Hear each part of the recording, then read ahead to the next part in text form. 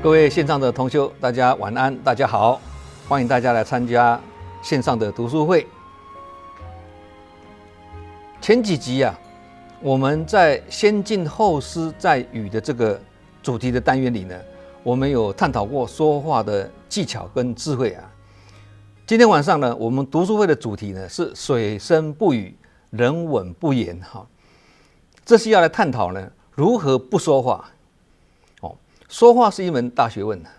那不说话呢也是一门大学问。这个说跟不说呢，都跟我们的嘴巴有关。开口动舌无不是业起心动念呢也无不是业，所以口业很难修一句话可以让人笑，一句话可以让人跳一句话说得不好会让人气死掉那安全起见，那不要说话好了，那这样也不可以，还是要说话因为有时候呢，因为我们没说话或少讲一句话，都会造成误解有时候呢，也会因为多讲了一句而造成遗憾甚至呢造成呢讲话伤人有时候也会说也不是，不说也不是，要说嘛又不知如何开口，那不说嘛又不行，陷入两难这是我们每一个人都有过的人生经验以前在我在新加坡跟马来西亚当执行长的时候呢，碰到一些必须提醒大家的事情要说嘛又怕人家听了会不喜欢那不说嘛又担心同样的问题会重复发生那我们当然也没有像上人那样有这么高的德行可以对志工呢忍痛教育话讲得稍微重一点但是志工还是欢喜信受。我们没有那种德行只好呢想出一个两全其美的办法这个既可以达到呢导正的功效又可以呢保护到自己不会讲话去伤人那这个办法是什么？每次呢不得不要讲到敏感的问题的时候呢在开口之前呢就要先讲一句话当作打预防针那这句话就是什么？我就这样子讲我说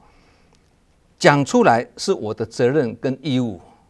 但是听不听是各位的权利讲这句话，那这句话呢是很管用利己又不伤人而话人家呢也听进去了。虽然你说听不听是你的权利，可是我已经讲出去，他也听进去了所以这个是一个妙法水深不语，人稳不言这是一句很经典的话，意思是说水不管有多深它从来不言明让人们自己去猜测它的深度。那做事沉稳的人呢，从来不说自己如何厉害让人家自己去测量让人家自己去观察这种产生一种神秘感所谓呢真人不露相露相都非真人就是这个意境嘛也有另外一句呢很经典的俗语他是这样子说，他说天不言自高，地不言自厚，人不言自能，水不言自流。意思就是说天地从来都不会说大话也不用去表达自己有多厉害，但是众生呢都能够明白，因为大地呢孕育了世间的所有的一切，大家都很清楚就像那些很厉害的人一样他们不会因为自己很有才华而刻意去炫耀。水流也是一样，他不用讲话就能默默的流向远方这一句经典的话的道理也是一样，跟水深不语，人稳不言是一样的其实刚刚那样子的一种道理相信很多人都有这种人生的经验但是事过境迁之后呢，才深深会自责说我们都有这种经验，就是事过境迁之后呢才会深深的很自责说，哎呀，那一天跟对方讲话的时候都是多讲的那一句，造成对方误会了或者是说，哎呦，那一天开会的时候少讲了一句话啦造成呢说话不圆融了，人家听得不欢喜了。所以多一句太多了，少一句太少，多一分呢就太多，少一分就不足因此呢，而自责或内疚我们都有这种经验过了很多年以前呢，上人到台湾各地寻脚，那次我刚好是随侍中间有一天呢，我在进士堂一间小房间关起门来呢打电脑突然间呢有2位志工呢开门进来了那我们彼此打个招呼之后我看到他们2个都穿着西装因为那几天很热所以呢我就跟他们说天气这么热，你们还穿西装那其中一位就回复我说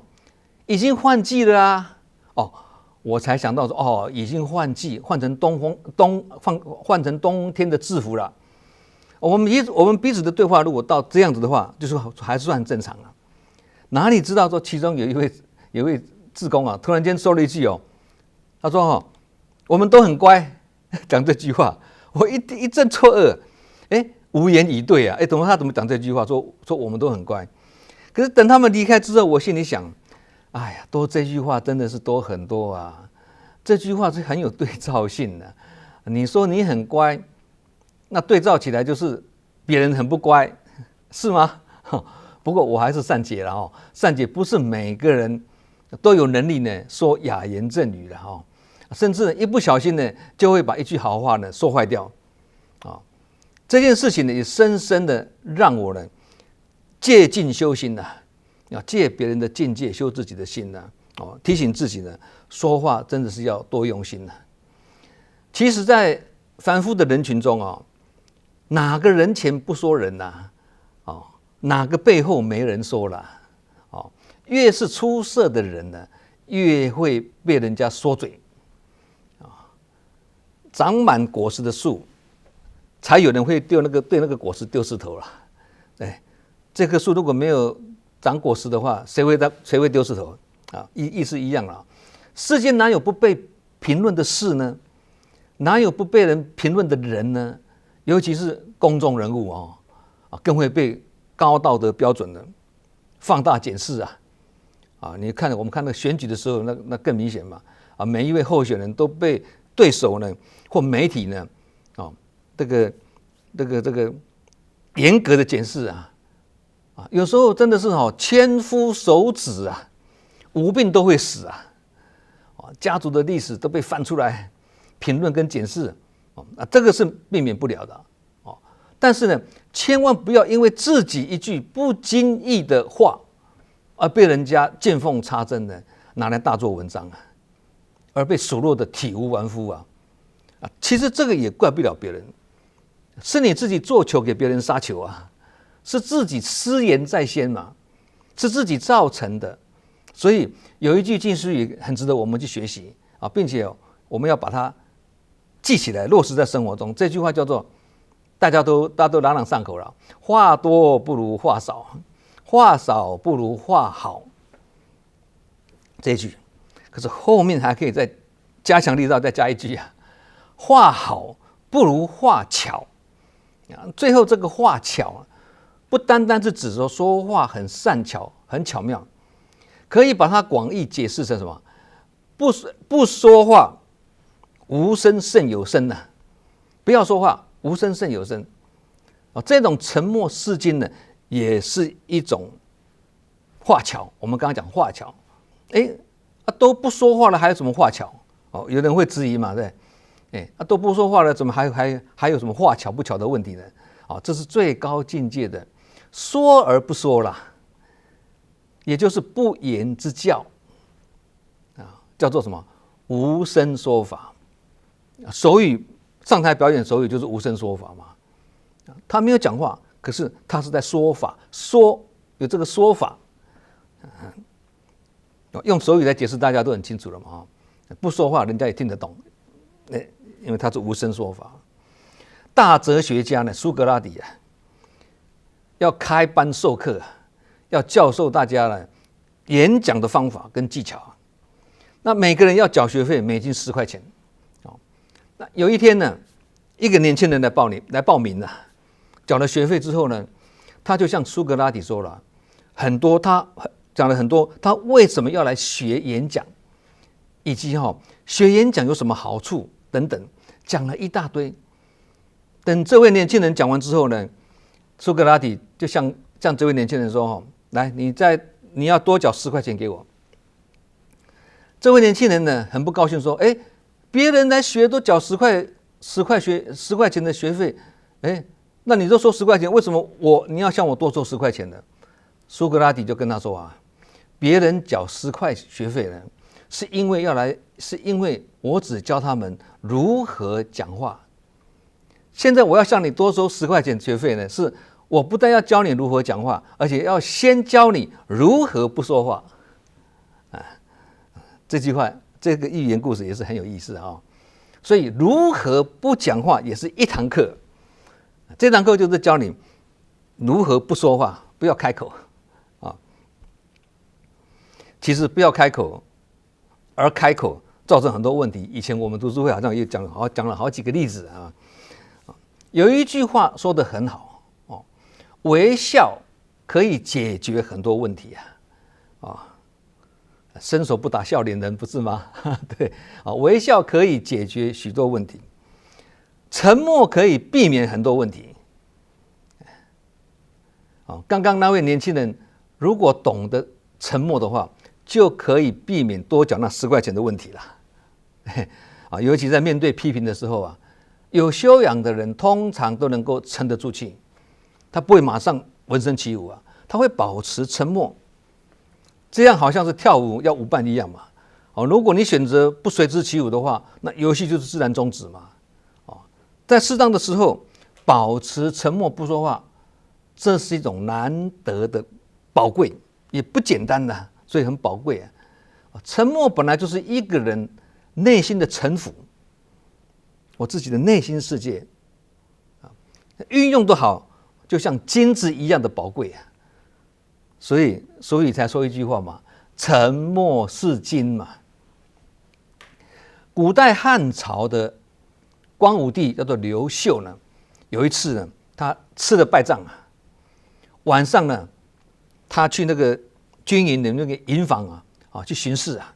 想看看这些士兵们战败后的那个心理状态，他想去了解。进入第一个帐篷内的时候呢，几个士兵在那边哭哭啼啼的，好像战败的公鸡一样士气非常低落。再到下一个帐篷内的时候呢，几个士兵更是很挫折那个喝得烂醉如泥还嚎啕大哭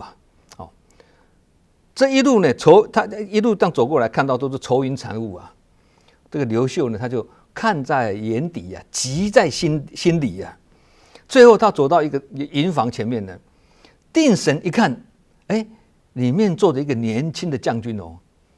他正在用一块破布在擦他的武器跟盔甲那这个刘秀再仔细看看他脸上的表情，这个将军他不但不忧伤，也没有沮丧，既不愤怒，也没有很亢奋，也没有很激动，只是呢沉默不语擦他的武器跟盔甲，就像是马上明天要开始又要另一场战斗一样的那种心态一样。这个刘秀呢心里就一惊，心里就想着说，这一个人日后必成大器，成就大事。刘秀心里这样子想这位年轻的将军就是东汉的大将军叫做吴汉果然是成功立业，因为他有沉默是金的这种的人格特质他的沉默不语呢，跟沉得住气呢，是为了下一次的爆发。我现在先蓄积能量没有动作，也不出声，这是为了下一次呢要爆发更大的能量。这个就是我们所讲的蓄势待发嘛，不是有一句成语叫做蓄势待发嘛？积蓄这样子的一个动能，等待机会来的时候把它爆发出来，意思是这样子的沉得住气的人才有可能蓄势待发了。好像说地震也是一样嘛，对不对？平常小地震没关系，那个是适当的释放能量。它如果不释放能量，像921的时候就是这样，几十年来都没有，一直蓄积起来，到最后一爆发出来就很大的一个地震。所以沉得住气的人才有可能蓄势待发，把那个士气跟那个能量呢，一直把它蓄积起来，到时候一次放出去的时候是一鸣惊人的。那沉不住气的人呢，只会自乱阵脚了，频频出牌，自先底牌的意思啦，然后让人家看到他的底牌，你就不用玩啦。所以这种人常常是兵败如山倒啊。打仗用兵是这样啊，做人处事何尝不是如此呢？人稳不言，我们今天的主题，人稳不言呢，就是沉默是金了，不讲话。不过要注意这不是意味着说把嘴巴封起来都不说话。人稳不言是嘴巴封起来不说话，不是这个意思而是说该说的话，说有用的话，不说不该说的话如果说是讲的话是话无重点话里无物，那这个话等于是废话，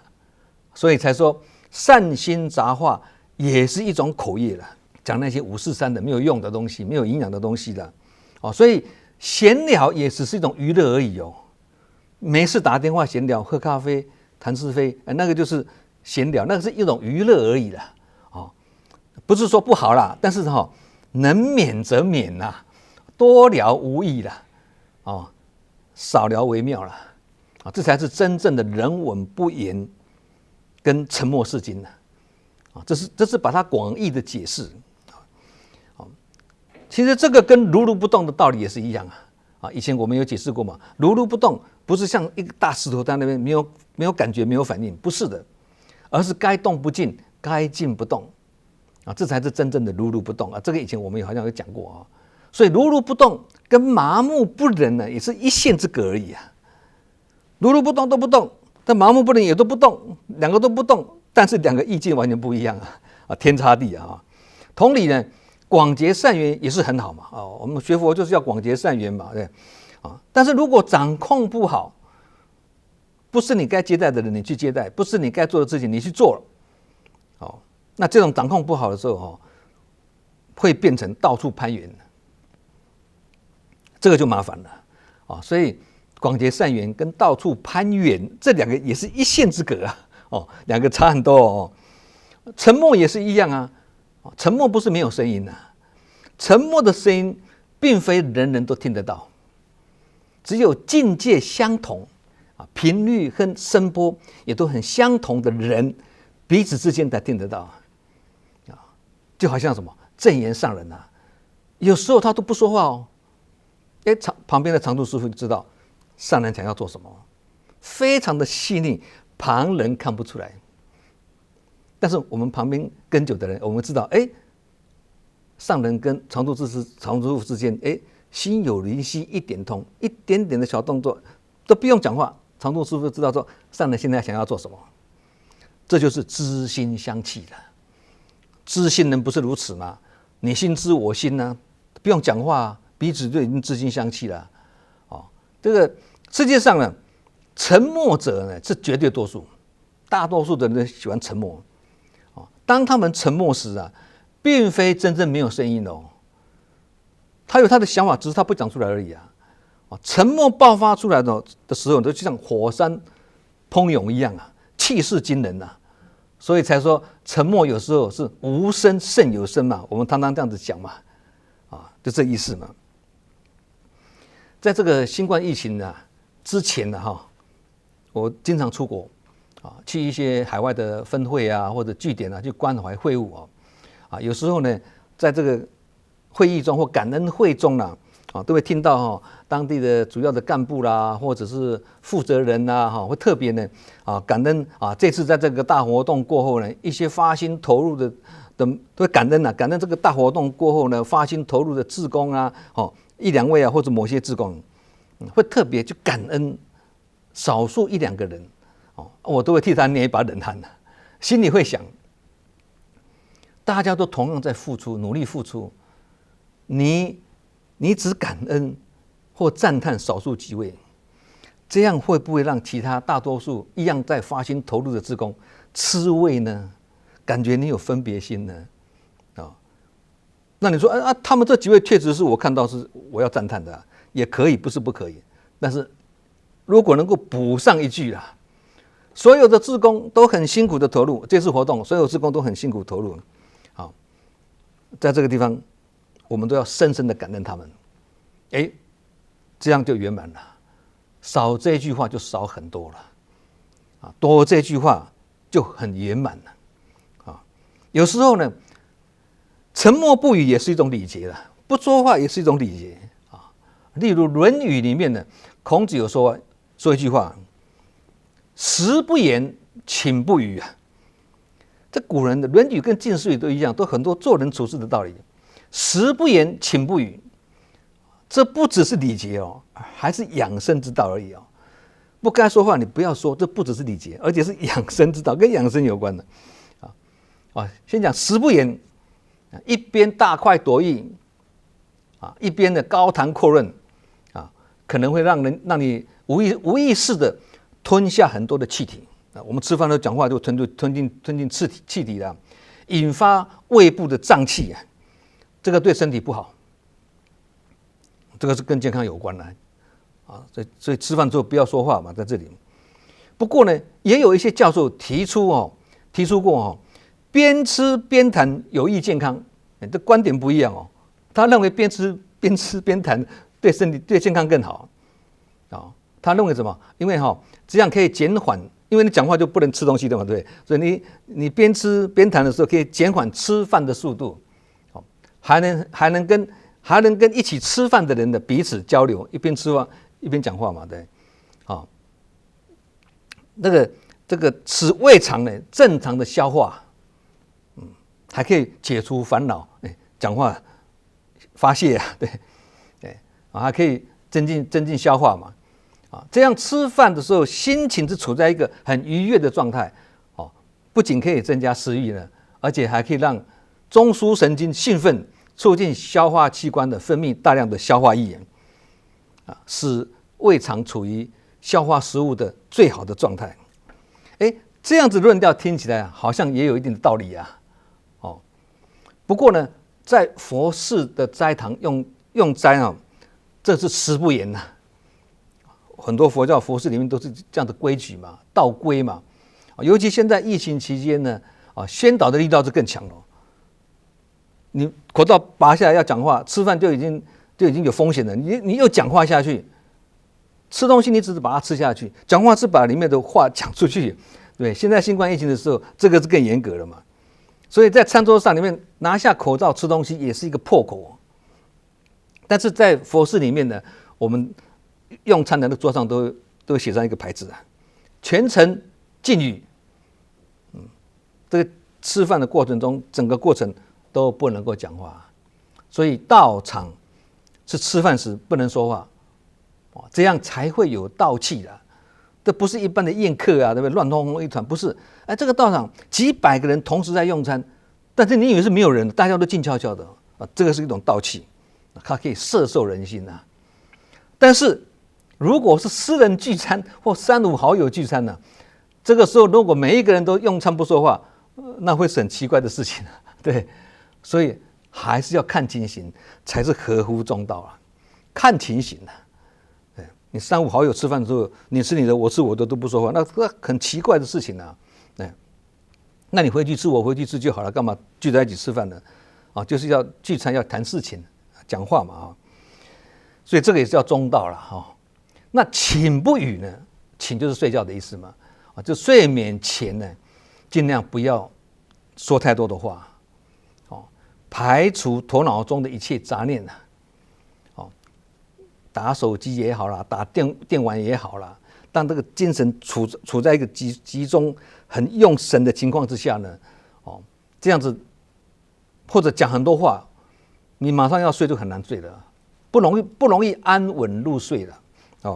上面讲话呢是讲说如何不说话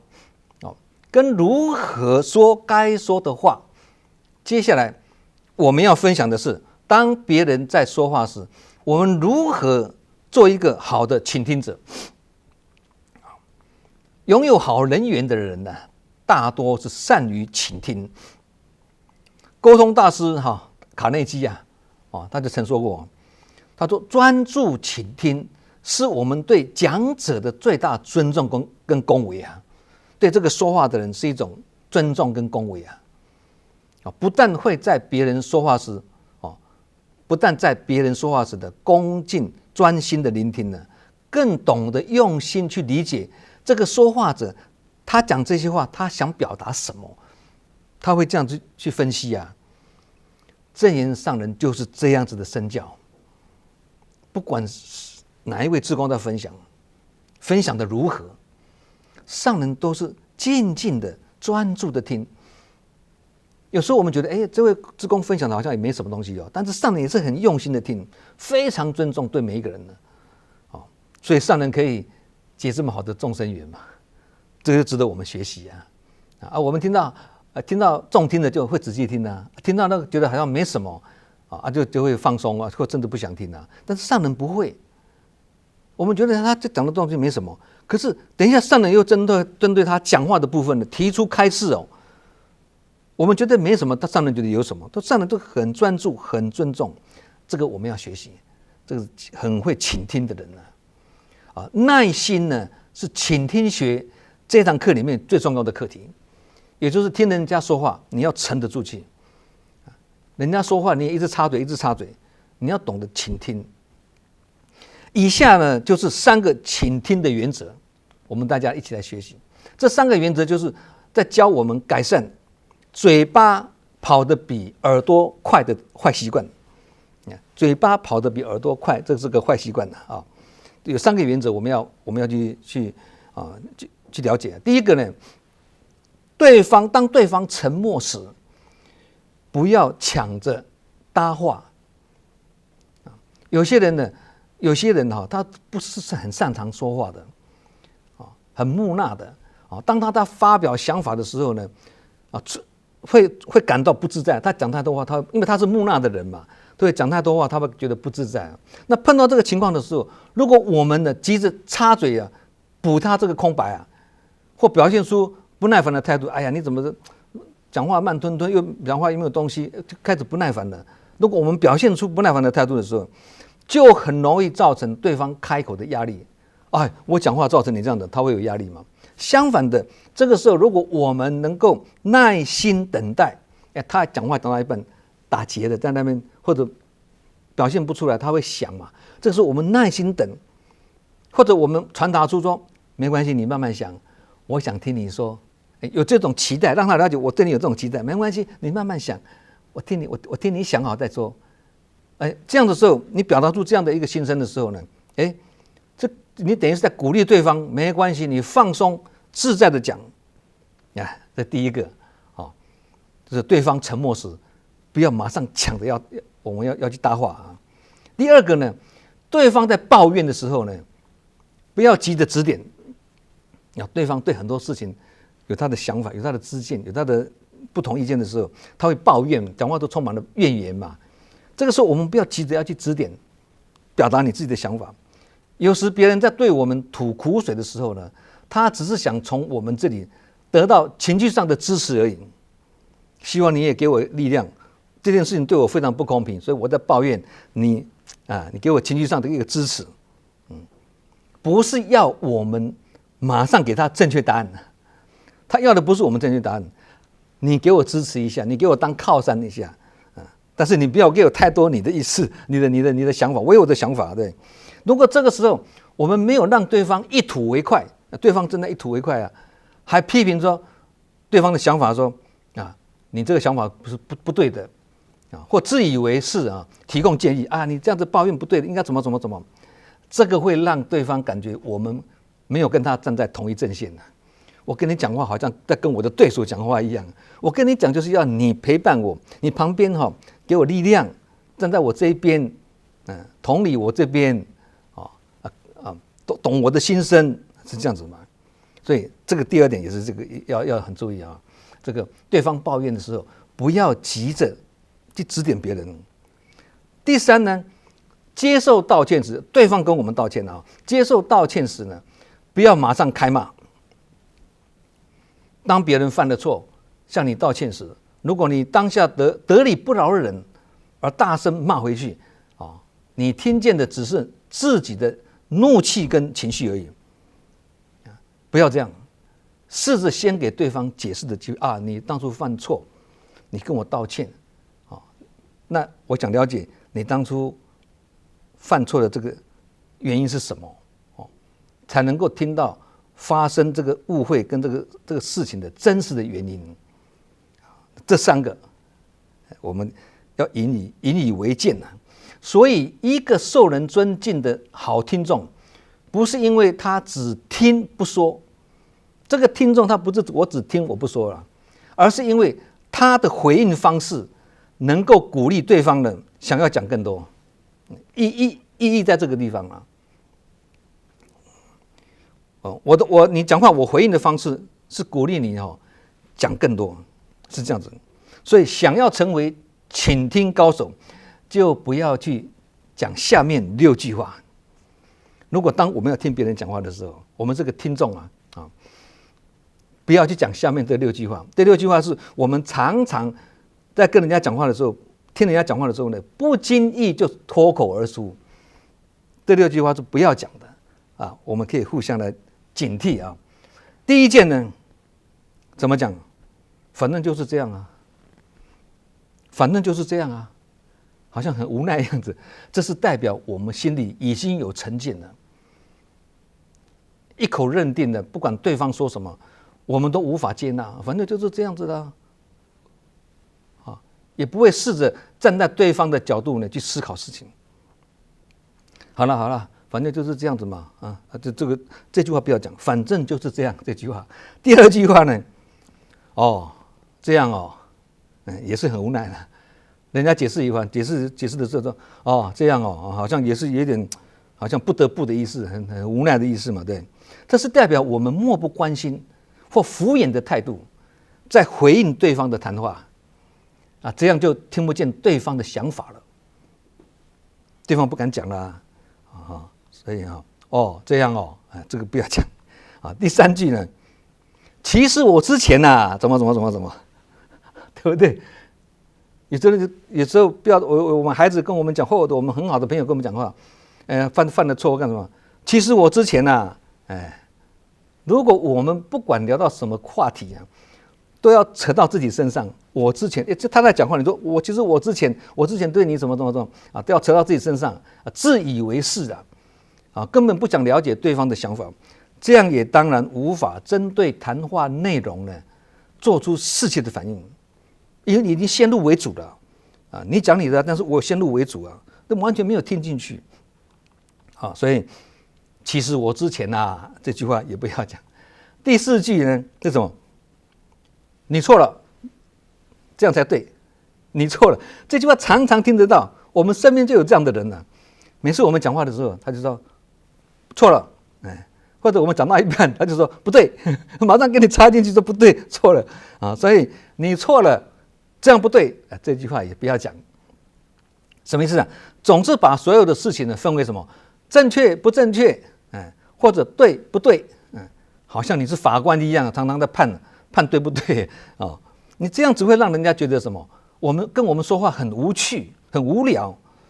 老是受到我们的纠正，跟你讲话马上被你纠正说这个对那个不对的这句话也不要讲错了，这样不对，你错了这个都不要讲。第五句，不是那样子啦我们常常讲话听到这样子讲，对，我们要讲话，对方会这样子回我们不是那样子啦他有他的想法了先入为主了有些人听到跟自己不同的想法时很习惯的马上说不是啦，不是这样啦对这会让对方觉得我们一直在反驳他的意见，他的说法，造成不想再跟你说下去，不想跟你说话，跟你说话的话不投机，怎么讲你就是反驳我们生活周遭就有这样的人对不对？好，第六句，我觉得你应该，又是我，我觉得你应该。人家讲到一半就说，我觉得你应该，马上又要以自己的定见去指挥别人了。有时候说话者呢，只是想找我们说话而已啊，掏气的，透气而已的啊。我们不需要一直给对方建议啊，他也听不进你的建议，他只是要发泄而已。发泄过后他就没事了，你不用那么紧张啊。我们只需要适度的表现出我正在倾听你讲话哦，这样就好了。他是在发泄，你就当做一个发泄筒就好。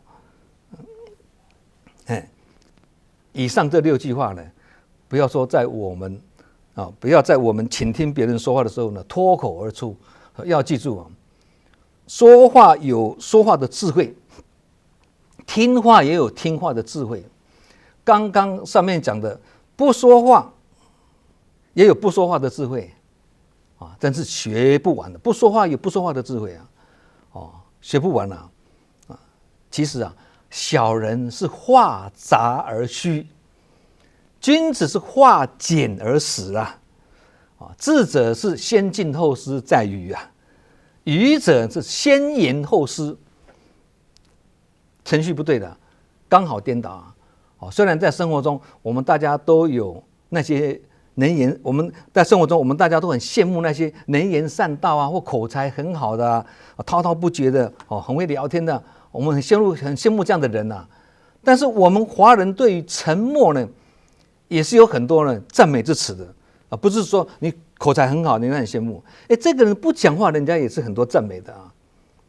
例如我们刚刚所讲的沉默是金嘛，对，此时无声胜有声一切尽在不言中只可意会不可言传。还有多说无益，少说为妙不可言传，少说不说不言，你看都是不说话，这些都是不讲话的智慧。今晚的主题呢，水深不语，人稳不言是告诉我们学会沉默是人生的必修课。如果要学维摩诘居士的一默响如雷那更是大觉者跟大菩萨的境界。我们只能够津津乐道，虽不能至呢，然心向往之做不到啦，那个境界太高了啦。曾经有一位善知识呢，他跟我分享我觉得他这句话境界也是很高，值得我们来体会他说语言并不重要，有时眼神的交流跟动作更重要。在不理解你的人旁边，你说破嘴也没有用；在懂得你的人身边，你不用开口，你的出现跟你的存在，那就是一种语言的啦。这句话也很有深度很有哲理也很有深度。因为呢，天地有默契，无声胜有声就像佛陀拈花，大迦叶微笑这是以心应心。在那个法会里面佛陀拈花，那大家也都开始笑啦。里面有知心相契，就刚刚讲我们之前上的跟长度书一样这个是以心应心，以心传法的境界这个就是此时无声胜有声一切尽在不言中说话已经很不简单了，那不说话更是不简单人生真是学无止境。好，我们今天晚上的读书会就讲到这里为止下礼拜我们同一时间再会。祝福各位福慧双修，法喜充满，感恩大家，再见。